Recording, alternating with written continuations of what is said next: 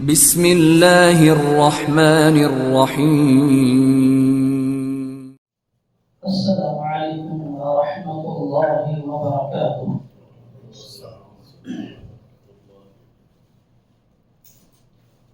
الحمد للہ والصلاة والسلام على رسول اللہ وعلى آلہ وصحبہ اجمعین ومن تبعهم بإحسان إلى يوم الدين،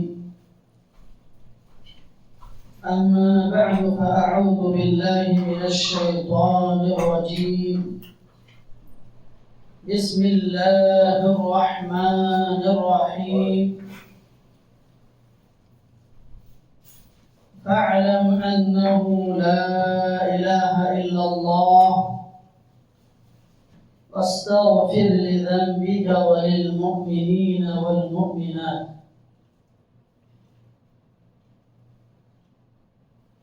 محترم حاضرین مجلس،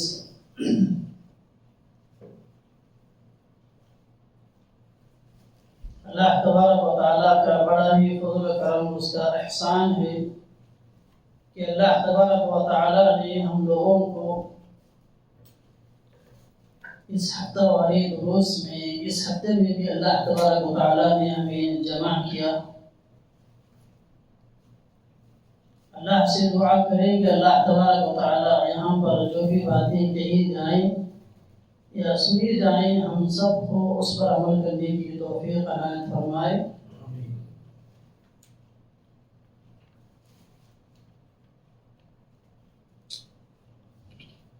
محترم حاضرین، کسی بھی بندہ مومن کو بنیادی طور پر اللہ تبارک و تعالیٰ پر ایمان لانے کا، اس کا معنی اور مفہوم کیا ہے، ایمان باللہ کا کیا مطلب ہے اور اس کا کیا مفہوم ہے، اور کسی بھی انسان کو ایمان والا بننے کے لیے، دائرہ اسلام میں داخل ہونے کے لیے بنیادی طور پر اسے کلمہ توحید کا اقرار کرنا پڑتا ہے۔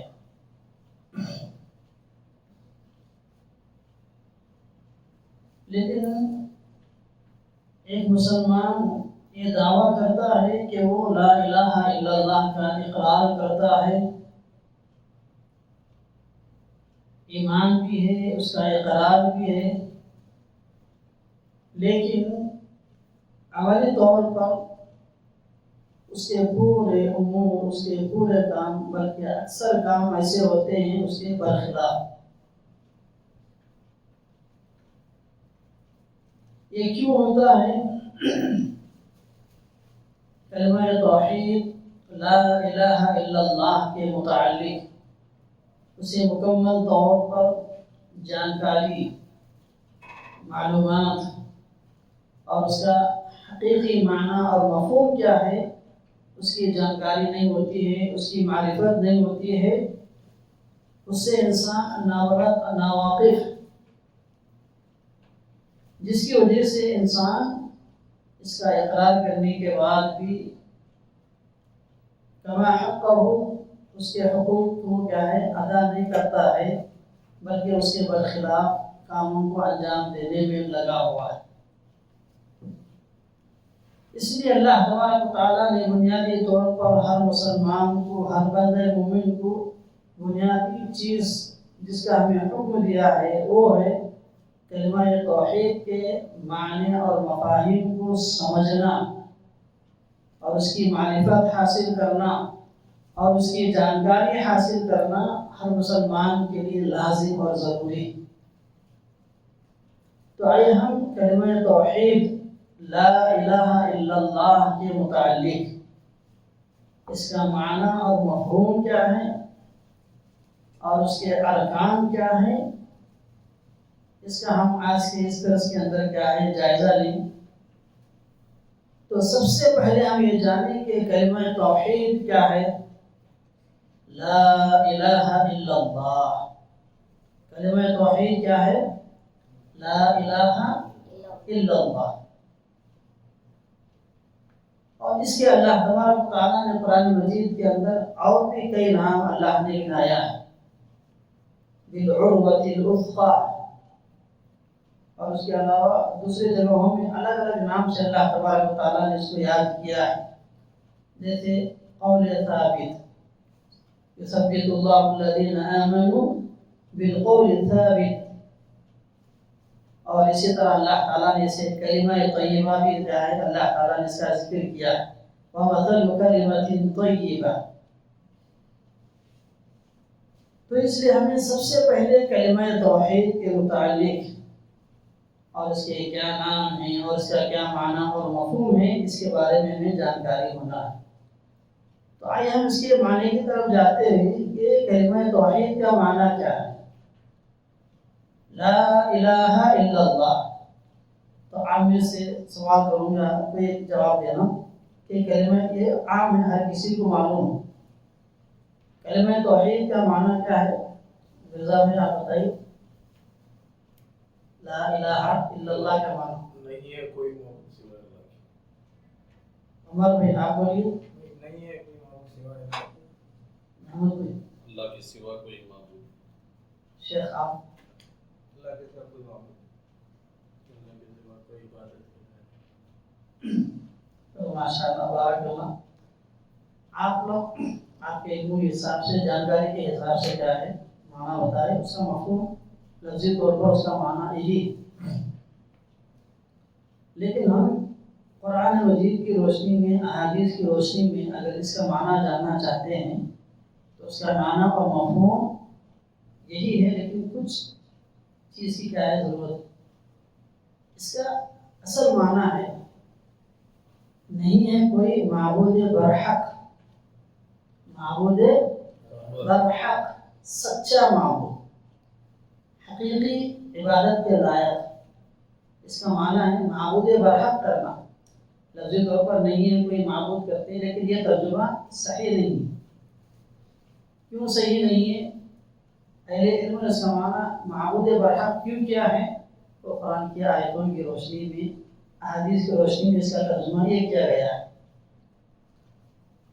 نہیں ہے کوئی معبود برحق سوائے اللہ رب العالمین کے. اللہ کے سوا کوئی معبود برحق نہیں ہے. یہ دماغ میں رکھیں کہ جب کبھی بھی اس کا ترجمہ کریں کلمہ توحید کا، کیا کریں گے؟ نہیں ہے کوئی معبود برحق سوائے اللہ رب العالمین کے. مختصراً اللہ کے سوا کوئی معبود برحق نہیں ہے.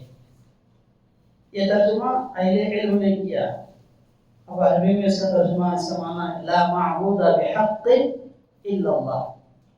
لا معبود بحق الا اللہ. عربی میں اس کا معنی یہ.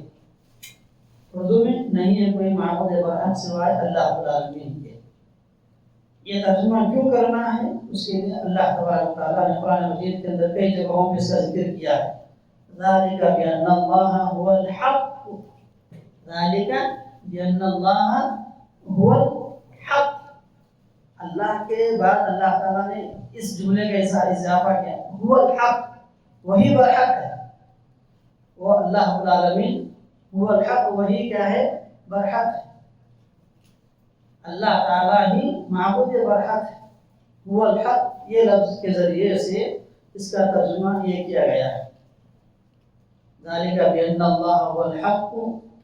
دو تین جگہوں پہ اللہ تبارک و تعالیٰ نے اس آیت کا ذکر کیا ہے. تو اس لیے کبھی بھی اس کا معنی اور ترجمہ یہی کرنا، کوئی پوچھیں اللہ رب العالمین کے علاوہ کوئی معبود برحق نہیں. برحق نہیں یہ کرے یعنی سچا معبود، حقیقی معبود، اس طریقے سے کرے. برحق کرنا یہ زیادہ. اب رہے یہ معنی اور مفہوم، اس کا ترجمہ ہر ایک بندے کو جاننا ضروری ہے، کیونکہ اس کا معنی حقیقت میں نہیں جاننے کی وجہ سے ہی آج انسان دعویٰ تو کرتا ہے، زبان سے اقرار بھی کرتا ہے، دل سے بھی تصدیق کرتا ہوں گا، لیکن عملی طور پر اس کے برعکس اگر حقیقت میں اگر ہمیں اللہ تبارک و تعالیٰ کو اپنا حقیقی معبود مانتے تو اللہ کو چھوڑ کر غیر اللہ کی عبادت میں، غیر اللہ کی پرستش میں انسان نہیں لگتا۔ تو یہ ہے۔ اب رہی اور ایک بات، کلمہ توحید کے دو ارکان ہیں۔ کتنے ارکان ہیں؟ کلمہ طیبہ یا کلمہ توحید کا دو ارکان ہیں اس کے اندر۔ لا الہ،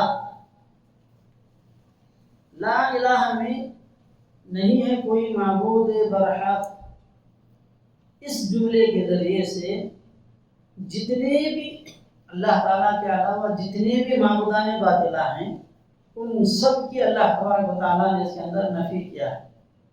نہیں ہے کوئی معبود مطلب جتنے بھی معبودان اللہ کے علاوہ وہ پورے کے پورے اللہ تعالیٰ نے نفی کر دیا، نہیں، ان کا رد کیا گیا ہے۔ جتنے بھی معبود ہیں اللہ کے علاوہ ان کے پورے معبود کا اللہ تعالیٰ نے رد کر دیا ہے، ان کے نفی کر دیا ہے۔ کس کے ذریعے سے؟ لا الہ، نہیں ہے کوئی معبود برحق، اس جملے کے ذریعے سے اللہ کے علاوہ جتنے بھی معبودان ہیں جنہیں معبودان باطلہ کہا جاتا ہے ان سب کا اللہ تعالیٰ نے اس کے اندر کا نفی کر دیا ہے اور ان کا انکار کر دیا ہے۔ اور رہا دوسرا رکن الا اللہ، سوائے اللہ رب العالمین کے۔ تو سوائے اللہ رب العالمین کے مطلب اس جملے میں، اس کلمے میں صرف اللہ تبارک و تعالیٰ ہی کو حقیقی معبود، مستحق عبادت کا مستحق اللہ رب العالمین کو کیا ہے تعمیر کیا گیا ہے، اس کا اثبات کیا ہے اس کے اندر کیا گیا ہے۔ تو یہ بنیادی دو رکن ہیں کلمہ توحید کے، کلمہ طیبہ کے۔ بولے دو رکن کیا کیا ہے؟ لا الہ، پہلا رکن کیا ہے؟ نہیں ہے کوئی معبود برحق، تو اس کے ذریعے سے اللہ تعالیٰ نے کیا کر دیا ہے؟ جتنے بھی اللہ کے علاوہ انسان جسے اپنا معبود بنائے رکھا ہے، جس کی پوجا انسان کر رہا ہے، چاہے مسلمانوں میں سے ہو چاہے غیر مسلمانوں میں سے ہو، جو بھی اللہ کی چھوڑ کے عبادت میں لگا ہوا ہے ان سب معبودوں کا اس کے اندر کیا ہے؟ انکار ہے، نفی۔ پہلا رکن کیا ہے؟ لا الہ۔ دوسرا کیا ہے؟ الا اللہ، سوائے اللہ کے۔ یہ دوسرا رکن، اس کے اندر کیا کیا گیا ہے؟ اللہ رب العالمین کو سوائے اللہ کے، مطلب عبادت کا مستحق معبود برحق اگر کوئی ہے تو وہ کون ہے؟ اللہ رب العالمین۔ اس کے اندر اللہ کے معبود برحق ہونے کا اثبات ہے۔ تو دیکھیے اب رہا پہلا رکن جو لا الہ، جن معبودان باطلہ کا انکار کیا گیا ہے، نفی کی گئی ہے، اس کے اندر کون کون آتے ہیں؟ پورے معبودان باطلہ۔ تو قرآن کا اگر مطالعہ کریں گے تو اس کے اندر اہل علم نے 4 چیزوں کا ذکر کیا ہے۔ کتنی چیزوں کا؟ 4 چیزوں کا اس کے اندر کا ذکر کیا گیا ہے۔ پہلا ہے آلہہ، آلہتن، یعنی یہ آلہتن الہ کا واحد ہے، آلہتن جمع ہے، سنگلر کیا ہے؟ الہن، اس کا جمع کیا ہے؟ پلورل آلہہ۔ الہ کا معنی کیا ہے؟ معبود، اس کا جمع کیا ہے؟ آلہہ۔ اور دوسرا اس کے اندر ہے اندادا، انداد یعنی شریک کو کہا جاتا ہے، اس کا واحد کیا ہے؟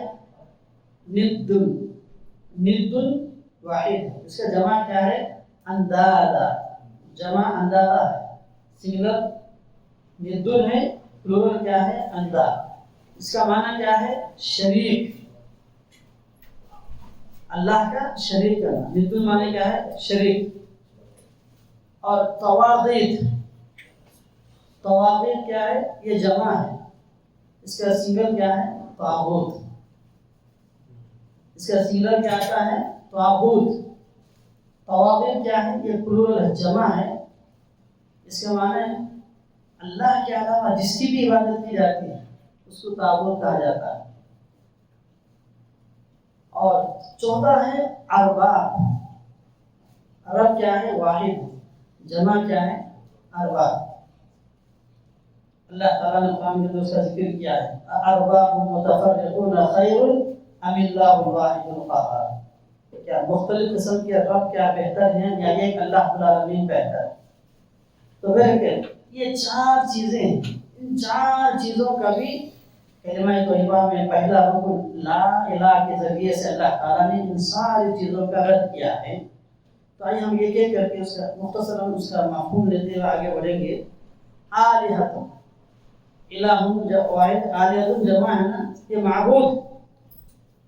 آلہۃ سے مراد یعنی مقصود ہوا ہے کہ جن کا اللہ کے علاوہ قصد کیا جائے، یعنی اللہ تعالیٰ کو چھوڑ کر جن کی طرف رجوع کیا جاتا ہے، جس کا کیا ارادہ کیا جاتا ہے جس کی طرف، اور حصول منفعت کے لیے یعنی نفع حاصل کرنے کے لیے، اور کسی نقصان سے بچنے کے لیے، یعنی کوئی نفع حاصل کرنے کے لیے یا کسی نقصان سے بچنے کے لیے جس چیز کی بھی طرف انسان آگے بڑھتا ہے، جس کی طرف انسان ارادہ کرتا ہے، اسے کہا جاتا ہے آلہہ، الہ۔ نفع حاصل کرنے کے لیے، نقصان سے بچنے کے لیے جس چیز کی طرف بھی انسان ارادہ کرتا ہے اسے کیا کہا جاتا ہے؟ آلہہ۔ اس کا اللہ تعالیٰ نے اس کے اندر رد کیا ہے۔ قرآن کی آیت کیا ہے؟ اللہ تبارک و تعالیٰ نے فرمایا قرآن کے اندر وَيَعْبُدُونَ مِن دُونِ اللَّهِ مَا لَا يَنْفَعُهُمْ وَلَا يَضُرُّهُمْ، کہ وہ اللہ تعالیٰ کے علاوہ ایسوں کی عبادت کرتے ہیں جو انہیں نہ نفع دیتے ہیں وَلَا يَضُرُّهُمْ، اور نہ ہی وہ انہیں نقصان پہنچاتے ہیں۔ وَكَانَ الْكَافِرُ عَلَى رَبِّهِ ظَهِيرًا، اور آگے اللہ نے کہا کافر اپنے رب کے مقابلے پر باغی کا مددگار بنا ہوا ہے۔ وَكَانَ الْكَافِرُ عَلَى رَبِّهِ ظَهِيرًا، جو اللہ کا انکار کرنے والا ہے، اللہ تعالیٰ پر جس کا ایمان نہیں ہوتا ہے، وہ کس کا مددگار بنا ہوا ہے؟ اللہ رب العالمین کے برخلاف۔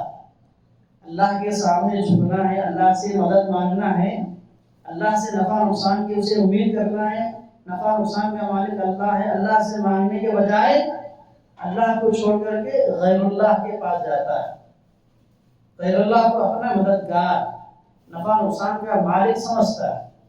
وَكَانَ الْكَافِرُ عَلَى رَبِّهِ ظَهِيرًا۔ اور اسی طرح حضرت ابراہیم علیہ السلام بھی اپنی قوم کو سمجھانے کے لیے تم کی قوم سے کہا تھا قَالَ أَفَتَعْبُدُونَ مِن دُونِ اللَّهِ مَا لَا يَنْفَعُكُمْ شَيْئًا وَلَا يَضُرُّكُمْ۔ حضرت ابراہیم علیہ السلام اپنی قوم سے کہا پھر کیا تم ایسی چیزوں کی عبادت کرتے ہو جو نہ تمہیں کچھ فائدہ دے سکتے ہیں نہ نقصان پہنچا سکتے ہیں؟ اُفِّر لَكُمْ، افسوس کا اظہار کرتے ہوئے کہا اُفِّر لَكُمْ، تمہارے اوپر افسوس ہے، وَلِمَا تَعْبُدُونَ مِن دُونِ اللَّهِ، اور ان پر بھی جن کی تم اللہ کے سوا عبادت کرتے ہو، تم پر بھی کیا ہے؟ افسوس ہے، اور اللہ کو چھوڑ کر تم جن کی عبادت کرتے ہو اس پر بھی کیا ہے؟ اف ہے، افسوس ہے۔ افلا تعقلون، تم ذرا بھی کیا ہے نہیں سمجھتے ہو، ذرا بھی کیا ہے نہیں سوچتے ہو۔ تو یہاں کس بات کا ذکر کیا؟ حضرت ابراہیم علیہ السلام نے نفع نقصان، یعنی تم اللہ کے علاوہ جس سے بھی نفع نقصان کی امید لگائے رکھے ہو، نفع حاصل کرنے کا جسے تم اللہ کے علاوہ جس سے بھی مطالبہ کرتے ہو، وہ کسی چیز کی بھی کیا ہے اختیار نہیں رہ سکتے۔ تو یہاں اللہ تعالیٰ نے ان سب کا کیا ہے رد کر دیا۔ اب رہا دوسری چیز طواغیت۔ دوسری چیز کیا ہے؟ طواغیت، طاغوت۔ طاغوت کا معنی کیا ہے؟ یعنی ہر وہ چیز یا ہر وہ شخصیت جس کی اللہ کے سوا عبادت کی جائے، جس کی اللہ کے سوا پوجا جائے۔ من عبد لغیر اللہ، من عبد لغیر اللہ، اللہ کے علاوہ جس کی بھی بندگی کی جائے، چاہے وہ پتھر ہو، چاہے وہ سورج ہو، چاہے مورت ہو، چاہے وہ سورج کی کیوں نہ ہو، چاہے وہ ستاروں کی کیوں نہ ہو، چاہے وہ کسی انسان کی کیوں نہ ہو، ساری کے ساری چیزیں کس کے اندر آتی ہیں؟ طاغوت کے اندر آتی ہیں، طاغوت کے اندر۔ اور اس طاغوت کی عبادت سے بچنے کے لیے ہی اللہ تبارک و تعالیٰ نے انبیاء علیہ السلام کو بھیجا۔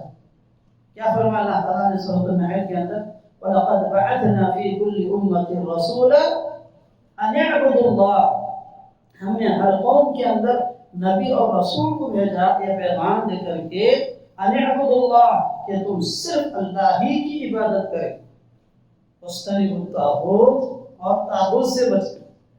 طاغوت سے بچیں مطلب اللہ کے علاوہ جس کی بھی عبادت کی جا رہی ہے ان ساروں کی عبادت سے آپ پرہیز کریں، بچیں، جس کے اندر پورا نجومی ہے، جادوگر ہے۔ اور اسی طرح علماء سوء، یعنی علماء سوء سے وہ علماء، اور اسی طرح اس کے اندر وہ حکمران بھی ہیں جن کی اطاعت پر لوگ کیا ہے مجبور ہوں، اور جنہیں لوگ اس حیثیت سے تسلیم کرتے ہیں کہ وہ اللہ کی طرف سے حلال کی ہوئی چیزوں کو حرام قرار دے تو وہ بھی اسے حرام تصور کرے، اور اللہ کی طرف سے حرام کی ہوئی چیز کو حلال قرار دے تو بھی وہ اسے حلال سمجھے، حلال تصور کرے۔ اس طرح کے حکمران بھی طاغوت کے اندر آتے ہیں۔ ان کی عبادت سے اللہ تبارک و تعالیٰ، ان کی پیروی کرنے سے، ان کی اطاعت کرنے سے بھی اللہ تعالیٰ نے منع کیا ہے کہ ساری کی ساری چیزیں طاغوت کے اندر آتی ہیں۔ ان ساری چیزوں سے اللہ تبارک و تعالیٰ نے اس کے اندر کیا منع کیا ہے، اس کی دلیل کیا ہے؟ اللہ تعالیٰ نے قرآن کے اندر بیان کیا، أَلَمْ تَرَ إِلَى الَّذِينَ أُوتُوا نَصِيبًا مِنَ الْكِتَابِ يُؤْمِنُونَ بِالْجِبْتِ وَالطَّاغُوتِ، کیا آپ نے ان لوگوں پر غور نہیں کیا جنہوں نے جن کتاب کا کچھ علم دیا گیا، یعنی اہل کتاب کے بارے میں اللہ تعالیٰ نے فرمایا جنہیں کتاب کا کچھ علم دیا گیا ہے، کیا آپ ان پہ غور و فکر نہیں کرتے ہیں؟ یؤمنون بالجبت، اور وہ بتوں اور معبودان باطلہ پر ایمان رکھتے ہیں۔ تو یہاں جبت کا ذکر ہے اور طاغوت کا ذکر ہے۔ تو تیسری چیز کیا ہے؟ اندادہ۔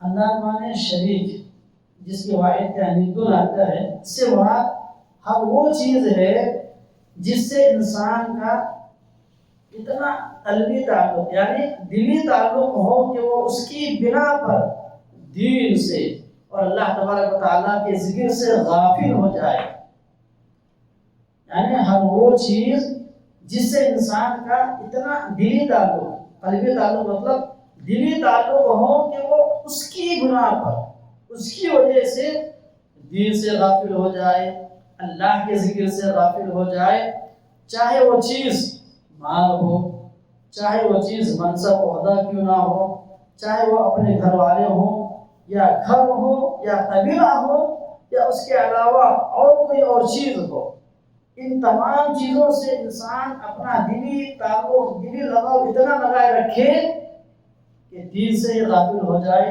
اللہ کے ذکر سے ہی غافل ہو جائے۔ یہ کیا ہے؟ کس کے اندر آتی ہے یہ چیز؟ ند، اندازہ کے اندر آتے ہیں۔ اس سے بھی اللہ تبارک و تعالیٰ نے منع کر دیا ہے، اس سے اللہ تعالیٰ نے ان چیزوں کی نفی کر دیا ہے۔ کس کے ذریعے سے؟ لا الہ کے ذریعے سے۔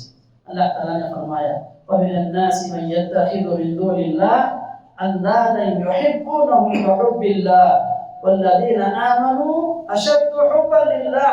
بعض لوگ ایسے بھی ہیں جو دوسروں کو اللہ کا شریک بنا کر ان سے ایسی محبت رکھتے ہیں جیسی محبت اللہ رب العالمین سے ہونی چاہیے، جبکہ ایمان والے اللہ تعالیٰ سے زیادہ محبت کرتے ہیں، اشد حب للہ۔ تو یہ ند کے اندر آتے ہیں۔ اس سے اللہ تعالیٰ نے کیا ہے؟ اس کی نفی کر دیا ہے کلمہ توحیدہ کے اندر جو لا الہ ہے اس کے ذریعے سے۔ اور چوتھی چیز ہے ارباب، رب۔ اس سے مراد یہ ہے کہ وہ لوگ جو آپ کو حق کے خلاف فتویٰ دیں، یہ بات حق ہے، حق کی بات ہے، حق کی بات کے خلاف فتویٰ دیں، اور آپ یہ جان کر بھی کہ وہ حق پر نہیں ہیں پھر بھی ان کی اتباع کریں۔ ایک شخص یا کوئی بھی آدمی یا کوئی بھی عالم آپ کو حق کے خلاف کیا فتویٰ دیتا ہے اور آپ کو اس کے بارے میں جانکاری ہے کہ جو فتویٰ دے رہے ہیں یہ حق کے خلاف ہے، پھر بھی آپ اس کی بات کو مان رہے ہیں، اس بات میں ان کے اس فتوے پر آپ عمل کرتے ہیں۔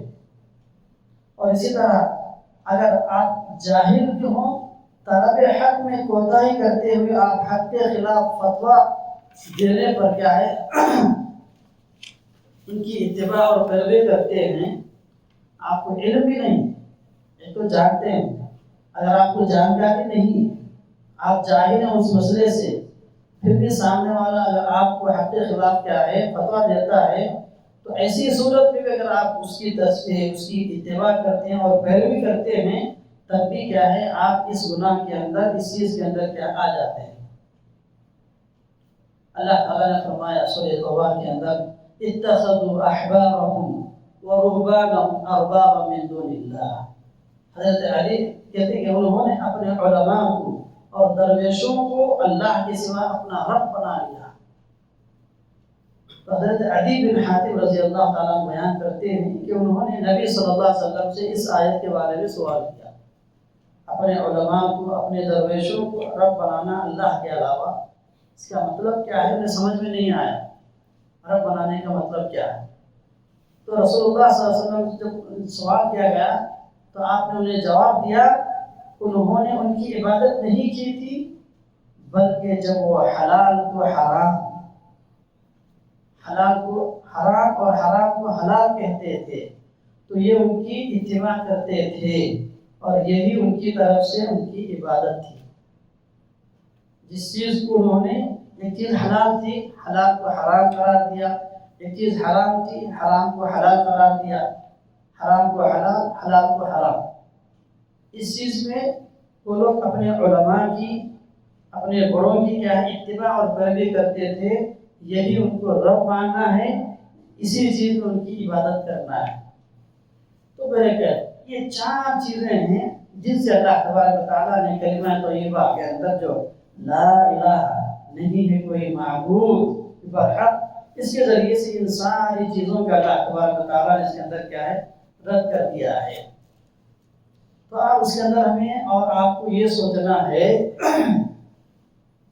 اس کا معنی مفہوم یہ ہے، اتنا سب کچھ کیا ہے ہماری جانکاری نہیں. تو آپ مسلمان دعویٰ کرتا ہے اللہ پر ایمان رکھنے کا، اللہ تعالیٰ کو اپنا معبود جانتا ہے، اللہ ہی کی عبادت کرتے ہیں، اس کا دعویٰ کرتا ہے، لیکن ساتھ ہی ساتھ کیا کرتے ہیں ان کے دلوں کے اندر سب کچھ فہم بھی رہتا، فہم اور جانکاری آنے کے باوجود بھی آج کل مسلمانوں کی اکثریت میں ان کے دلوں کے اندر کیا ہے ایک وسوسہ، ایک وہم ان کے دلوں میں بیٹھا ہوا ہے.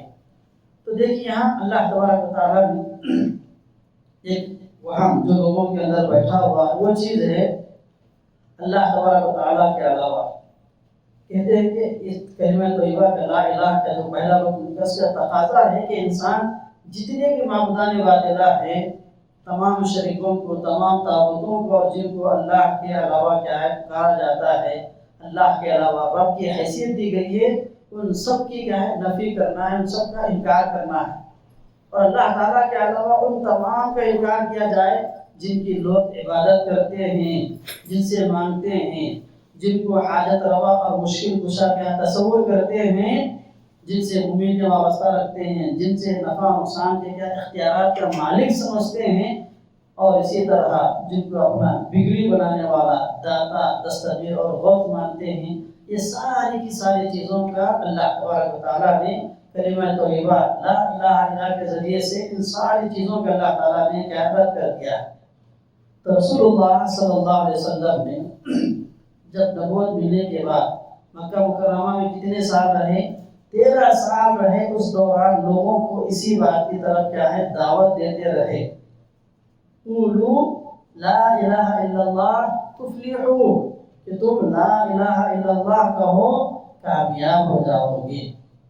تو یہ چیز، لیکن ان میں سے اکثر کیا کرتے تھے رسول اللہ صلی اللہ علیہ وسلم کی بات کو نہیں مانتے تھے، اس کا انکار کرتے تھے. کیا کہتے تھے؟ انہم کانوا اذا قیل لهم لا الہ الا اللہ یستکبرون. انہیں جب یہ کہا جاتا کہ اللہ کے سوا کوئی معبود برحق نہیں تو تکبر کرتے، نبی صلی اللہ علیہ وسلم کی دعوت کو کیا قبول نہیں کرتے تھے. تو پہلے یہ چیزیں کلمہ طیبہ میں لا الہ پہلا رکن، تمام معبودان باطلہ کا انکار کرنا. معبودان باطلہ میں کون کون آتے ہیں؟ آلہہ، رب، ندن، اور اسی طرح طواغیت، یہ ساری چیزیں آتے ہیں، ان سب کا انکار کرنا ہے۔ اب رہا الا اللہ، سوائے اللہ رب العالمین کی، یعنی حقیقی معبود، سچا معبود کون ہے؟ اللہ رب العالمین۔ تو اس لیے ہر قسم کی عبادت کس کے لیے کرنی ہے؟ ہمیں اللہ رب العالمین کے لیے کرنی ہے۔ تو عبادتیں کیا ہے؟ عبادت کی بھی کئی قسمیں، عبادت کی بھی اس کے اندر کیا ہے؟ چند قسمیں ہیں، جس میں سے پہلی قسم ہے بدنی عبادتیں۔ کون سی عبادتیں؟ بدنی عبادتیں۔ بدنی عبادت میں کون کون آتے ہیں؟ نماز پڑھنا یہ بدنی عبادت ہے، روزہ رکھنا، اور اسی طرح طواف کرنا، حج کرنا، سعی کرنا، یہ ساری کی ساری کون سی عبادتیں ہیں؟ یہ بدنی عبادتیں ہیں، یہ ساری کی ساری بدنی عبادتیں ہیں، اور یہ ساری عبادتیں ہم کس کے لیے کرنی ہیں؟ اللہ رب العالمین کے لیے کرنا ہے۔ اور اسی طرح قلبی عبادتیں، دل سے جو تعلق رکھنے والی عبادتیں کون سی عبادتیں ہیں؟ دعا کرنا، یہ قلبی تعلق سے کیا ہے؟ اللہ سے امید رکھنا، اللہ کا خوف، اللہ پر بھروسہ کرنا، اس طرح کی جتنی بھی عبادتیں ہیں وہ ساری کی ساری چیزیں قلبی عبادتیں، یعنی دلی عبادتوں کے اندر آتی ہیں۔ امید رکھنا، اللہ سے ڈرنا، توکل کرنا، بھروسہ کرنا، اور اسی طرح لسانی عبادتیں، زبانی عبادتیں۔ زبانی عبادتوں میں کون کون آتے ہیں؟ دعا کرنا، مدد طلب کرنا، قرآن مجید کی تلاوت کرنا، اللہ رب العالمین کا ذکر کرنا، صبح و شام کے اذکار کا اہتمام کرنا، یہ ساری کی ساری چیزیں کس عبادت میں آتے ہیں؟ زبانی عبادتوں میں آتے ہیں۔ اور اسی طرح مالی عبادتیں، کون سی عبادتیں؟ مالی عبادتیں، اس کے اندر کیا ہے؟ جیسے واجبی زکوٰۃ کا ادا کرنا، اور اس کے علاوہ نفلی صدقات ہیں، اور اپنے مال کو اللہ کے راہ میں خرچ کرنا، انفاق فی سبیل اللہ کا اہتمام کرنا، غریبوں اور یتیموں کی کیا ہے؟ مدد کرنا، فقراء و مساکین کی کیا مدد کرنا، اور اسی طرح بہت ساری چیزیں جہاں پر بھی اپنے مال کو خرچ کرنے کے جو بھی راستے ہیں، یہ ساری کی ساری چیزیں کس کے اندر آتی ہیں؟ مالی عبادت میں آتی ہیں۔ یہ ساری عبادتیں کس کے لیے کرنی ہے؟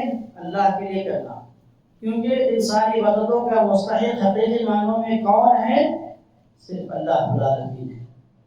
تو صرف کلمہ طیبہ کے ذریعے سے اللہ تبارک و تعالیٰ نے ہمیں یہ سارے پیغامات دیا ہے۔ اب آج مسلمان دیکھیے یہ ساری چیزیں کس سے کر رہا؟ اللہ کو چھوڑ کر کے دوسروں سے کرنے میں لگا ہوا ہے۔ مسلمانوں کی اکثریت دیکھیے اللہ کو چھوڑ کر کے ایک طرف اللہ کی عبادت کر رہا، مسجد میں جا رہا، نماز پڑھ رہا، نماز کے اندر سورہ فاتحہ بھی پڑھتے ہیں، ایاک نعبد و ایاک نستعین کہتے ہیں، لیکن پھر بھی اللہ سے مانگنے کے بجائے غیر اللہ کے پاس کوئی سورج کی پوجا میں لگا ہوا، کوئی عورت کی پوجا میں لگا ہوا ہے، کوئی بت پرستی میں مبتلا ہے۔ اور مسلمانوں کی اکثریت کہاں پہ مبتلا ہے؟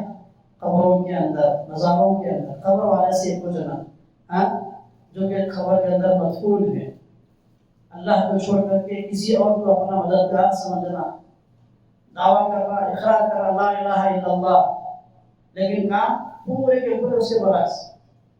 تو یہ کیسا مسلمان ہوں گے؟ یہ کیسا ان کا ایمان ہوگا؟ کیونکہ کیسی توحید ہوگی؟ تو یہ ساری کی ساری چیزیں کیوں ہو رہی ہیں؟ ہم بنیادی طور پر لا الہ الا اللہ کو نہیں سمجھا، اللہ کی قدر جیسی کرنی ہے ویسی نہیں کر رہے۔ اللہ تعالیٰ کی شان کیا ہے، اللہ کی قدرت کیا ہے، یہ ساری چیزوں کا ہمیں علم نہیں ہے۔ اس لیے آج مسلمانوں کی اکثریت شرک کے اندر مبتلا ہے۔ اب دیکھیے اب یہ مہینہ جو چل رہا ہے، یہ کون سا مہینہ ہے؟ محرم کا مہینہ ہے۔ محرم کے مہینے میں کیا کرتے ہیں؟ بہت سے خیر کے کاموں سے رک جاتے ہیں۔ کتنی افسوس کی بات، شادی بیاہ کرنے سے رک جاتے ہیں۔ محرم کا مہینہ آتے ہی مسلمانوں کا ایک بہت بڑا طبقہ شیعہ رافضی ہیں، یہ اللہ کو چھوڑ کر کے حضرت حسین کی عبادت میں، حضرت علی کی محبت میں ایک دم غرور سے کام لیتے ہوئے اللہ کا مقام کو بھی گرا دیتے ہیں، اللہ کے مقام سے بھی زیادہ ان کی کیا ہے فضیلتیں بیان کرتے ہیں۔ یہ ساری چیزیں اب یہ مہینہ چھوڑے، اب آنے والا مہینہ کون سا ہے؟ سفر کا مہینہ ہے۔ سفر کے مہینے کو کیا سمجھتے ہیں؟ نحوست کا مہینہ، منحوس سمجھتے ہیں۔ کوئی بھی چیز منحوس، نفع نقصان کا مالک کون ہے؟ اللہ تبارک و تعالیٰ۔ نفع نقصان کا مالک کون ہے؟ اللہ تبارک و تعالیٰ۔ سفر کے مہینے کو منحوس سمجھنا، اس کے اندر 13 دن بنانا، کتنی افسوس کی بات ہے کہ یہ کتنے جاہلیت کے کام ہیں، کتنے شرکیہ کام ہیں۔ مسلمان اللہ پر ایمان مکمل نہیں، حقیقی معنی میں کلمہ طیبہ کا اقرار نہیں کیا، اس کے معنی مفہوم کو نہیں سمجھا، جس کی وجہ سے یہ سارے بدعات کے اندر، خرافات کے اندر، شرکیہ کاموں کے اندر آج کا مسلمان مبتلا ہے۔ نفع نقصان کا مالک اللہ ہے، اللہ کی تقدیر پر، اللہ کے فیصلے پر راضی ہونا۔